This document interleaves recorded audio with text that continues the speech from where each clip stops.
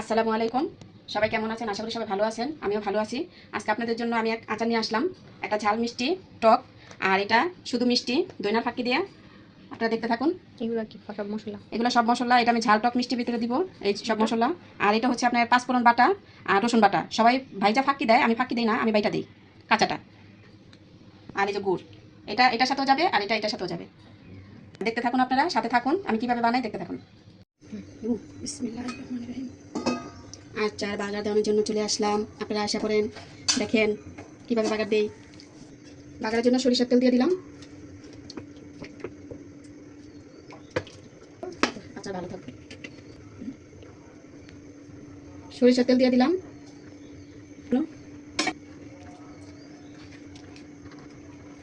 দিয়ে দিলাম পাঁচফোড়ন আর রসুন বাটা। আমি রসুনটা বেশি দিছি, যার জন্য বেশি দেখা যায়, কিন্তু পাঁচফোড়ন বেশি না, রসুনটা বেশি দিছি। এটা একটু ভাইজা তারপরে আমি অন্যান্য মশলাগুলো দিয়ে দিব। এটা একটু ভেজে তারপরে আমি অন্য মশলা দিয়ে দিব।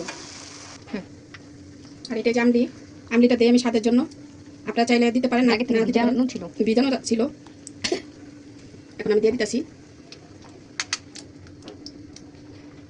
দিতে পারেন আপনারা চাইলে, আপনারা ভিনেগার দিতে পারেন। আমি পানি দিছি, আমার বাসায় ভিনেগার নাই, যার জন্য আমি পানি দিছি। আর এই মশলাগুলো আমি দিয়ে দিতেছি এখন।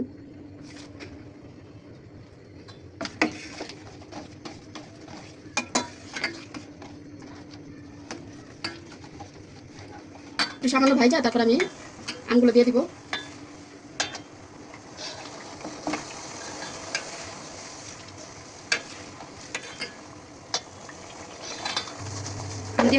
আম দিয়ে দিতেছি।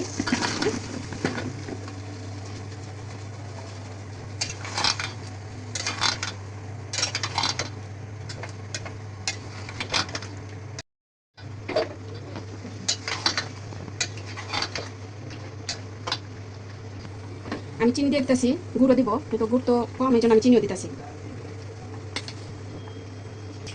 আমি এখন যে গুড় দিচ্ছি,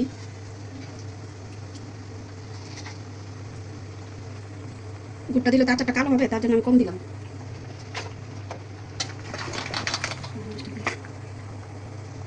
কাঁচামরিচ দিলাম ঝালের জন্য। আমরা তো সব ভিডিওতে বলি ঝাল খাই, আর ঝালটা মিষ্টি তো, যার জন্য এটা খিচুড়ি দিয়া আপনি সব কিছু দিয়ে খেতে পারবেন, ভাত দিয়া।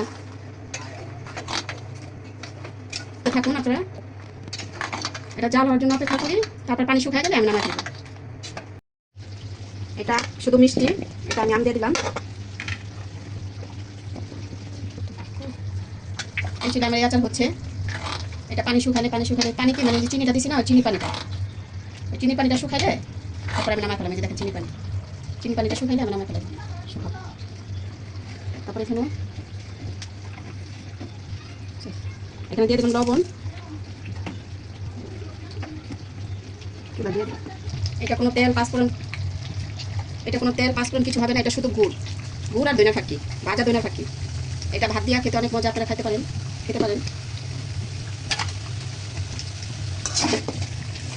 এটা কোনো তেলও হবে না, শুধু গুড় আর লবণ, আম আর দইনা ফাঁকি, এটা কিছু না। এটা দেখতে পাচ্ছেন গুড়ের থেকে পানি ছাড়তেছে, আমি কিন্তু এটা পানি ব্যবহার করবো না, এটা গুড়ের থেকে পানি হবে, ওই পানি থেকে আমটা গলে যাবে।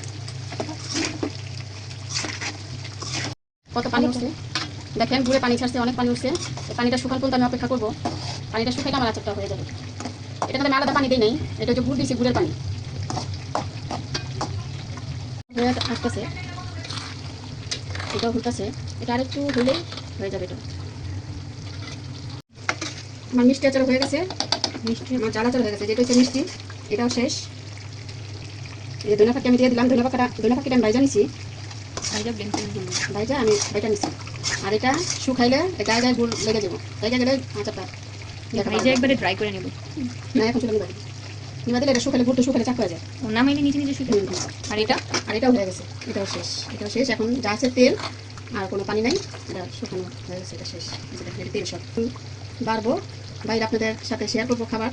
আর এই আচারটা আপনারা বানায় সব কিছুর সাথে খেতে পারেন, যেমন পোলার সাথে খেতে পারেন, ভালো পোলার সাথে খেতে পারবেন, তারপর ভাত দিয়ে খেতে পারবেন, তারপর আপনারা খিচুড়ি, পাতলা খিচুড়ি, লাটকা খিচুড়ি, পাতলা খিচুড়ি, তারপর আপনার গুনা খিচুড়ি সব কিছুর সাথে খেতে পারবেন। যদি ভালো লাগে তাহলে আপনারা কইরা খায়েন, দেখুন ভালো লাগবে। এই যে দেখেন আমি আচারের ফাইনাল লুকটা দেখাইতেছি। এটা আমি রান্না করে রেখে দিয়েছিলাম সারা রাত, এখন আমি আচারটা আমি আনলাম। দেখেন এখন ফাইনাল লুক আচারের কেমন হয়েছে দেখেন।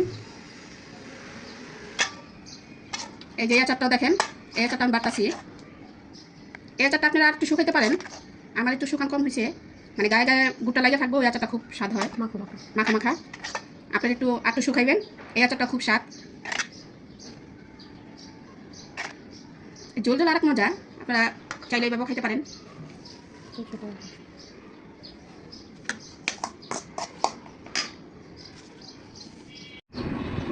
আমি এখন এটা সংরক্ষণের জন্য রেখে দিব। এটা কি রোদ দেখে দুইবার? না, এটা আপনারা রোদ না দেখালেও হবে, কারণ এটা তো তেল পরিমাণ একটু বেশি দিতে হবে। আমি আবার তেলটা কম দিছি, কিন্তু তেল পরিমাণ বেশি দিলে আর আপনার দিতে হবে না, রোদ দিতে হবে না, আপনি এবার দিলেই থাকতে হবে। আর আমাদের তো খাওয়া হয়ে যাবে, যার জন্য আমি তেলটা কম দিছি। আপনারা যদি রাইখা দিতে চান বেশি দিন, তাহলে আপনারা তেলের পরিমাণ একটু বেশি দিবেন। আর বৃষ্টির দিনে খিচুড়ি দিয়ে এই আচারটা খেতে যা মজা, আপনারা বানায় দেখেন, খাবেন। আমি এটা সংরক্ষণ করে রাখলাম খাওয়ার জন্য। আর আচার তো পুরোটা দেখলেন আপনারা। যদি ভালো লাগে লাইক, শেয়ার, কমেন্ট এবং পাশে থাকবেন যদি ভালো লাগে। আল্লাহ হাফেজ।